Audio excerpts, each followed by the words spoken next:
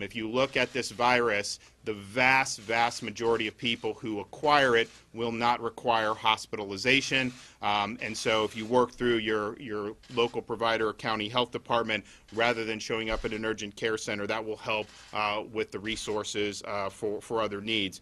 And I've also asked Dr. Rivkees to work with Health Secretary or ACA Secretary Mayhew to ensure that our assisted living facilities and nursing homes are taking adequate precautions, particularly those who will be have entry to those. If you look at how this virus has unfolded, folks who are middle-aged, younger, healthy, tend to weather it fine.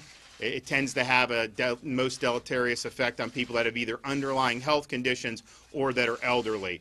So we believe that that's a priority, and they're going to be working in conjunction with those facilities to ensure that their residents are protected. The Department of Health, under Scott's leadership, has been fully engaged from really the beginning of January with their response and epidemiology teams working on this issue. The Department of Health is now able to test for coronavirus here in Florida. Labs in Tampa, here, Jacksonville, and Miami can conduct the tests.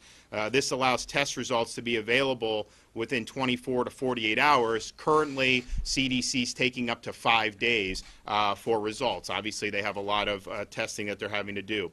We have an incident management team in place, and we're working in lockstep with the CDC, receiving multiple updates daily. Hundreds of dedicated DOH professionals are responding, including staff Tallahassee Central Office and in each of our 67 county health departments. We've also engaged the medical community through correspondence and weekly calls and have established a DOH website related to COVID-19, www.floridahealth.gov/COVID-19. This is the best and most up-to-date source for information and guidance regarding the virus in Florida. State of Florida is fully committed to doing everything we can to respond to the COVID-19 virus. I have spoken with both Senate President Bill Galvano and Speaker Jose Oliva. I'm working with Dr. Rivkees and Dr. Robertson about any immediate funding that we may need, and mostly we're talking about personnel, and they were receptive to work with my office to make sure that the needs are met. So I would just tell people, the risk remains low.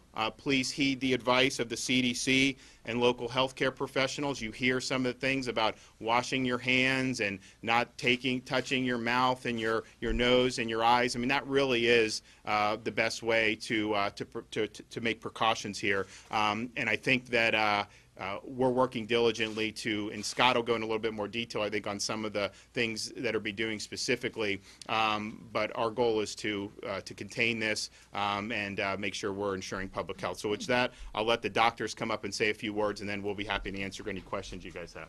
Scott? Yeah. Thank you, Governor. Thank you all for being here. I want to begin by thanking Lieutenant Governor Nunes and Governor DeSantis for their incredible support as we are facing this, and also our other partner agencies. Preparing for this new virus is what public health is all about. As the Governor mentioned, we have 2 presumed cases in Florida. This means that these individuals have tested positive in state laboratories and are awaiting further confirmation from the CDC. Our wishes and thoughts are with these individuals. The first individual is a male in his 60s from Manatee County who is hospitalized for evaluation and treatment for pneumonia. This individual is currently stable and remains hospitalized. At the present time, it is not known how this individual was exposed to COVID-19. The Florida Department of Health is working closely with this individual, his close contacts, and healthcare providers to isolate and monitor any individuals who may have come in contact with this virus. And we'll be implementing testing of any individual who may develop symptoms of COVID-19, which is shortness of breath, fever, or a cough. The second patient is a woman in her 20s from Hillsborough County who recently returned from northern Italy. Northern Italy is a site of a large outbreak of COVID-19. This individual is currently stable and remains under continued isolation and medical care at home. The Florida Department of Health is working closely with this individual, her close contacts, healthcare providers to isolate and monitor individuals who may have been exposed. COVID-19 is a respiratory virus transmitted like the flu. Symptoms of COVID-19 are fever, cough, and shortness of breath. Symptoms may occur as soon as 2 days after exposure or as long as 14 days. As the governor mentioned, most individuals with COVID-19 will have a mild case. 80% of individuals will be able to be treated and observed at home. Up to 15% of individuals may have a more severe case requiring hospitalization. Up to 5% of individuals, this may be especially severe. In the elderly, and those individuals with underlying medical conditions like high blood pressure, heart problems, obesity, and diabetes may be more prone to develop serious complications should they contract COVID-19. There is no vaccine to prevent COVID-19. At the present time, we do not have any medications to treat COVID-19. Thus, care is supportive.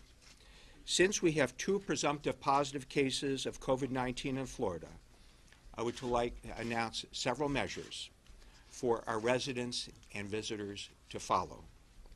First, regarding travel. Before planning overseas travel, please refer to the CDC website, which identifies areas of travel concern. In addition to China, there are currently large outbreaks of COVID-19 taking place in northern Italy, South Korea, and Iran, with more than 1,500 cases there. If you are returning from these areas, we are asking that you self-isolate for 14 days after returning. Please refer to the Department of Health website for what this involves. This applies going forward to individuals returning from these areas and from individuals who have returned from these areas within the past 14 days. If you are self-isolating and become ill, please contact the county health department or your health care provider before seeking medical attention. We'll be sure that guidances and proper protection are taken when we obtain your samples. Regarding medical facilities, all healthcare facilities and healthcare providers are asked to review the expanded definitions as to when to consider COVID-19 in an individual.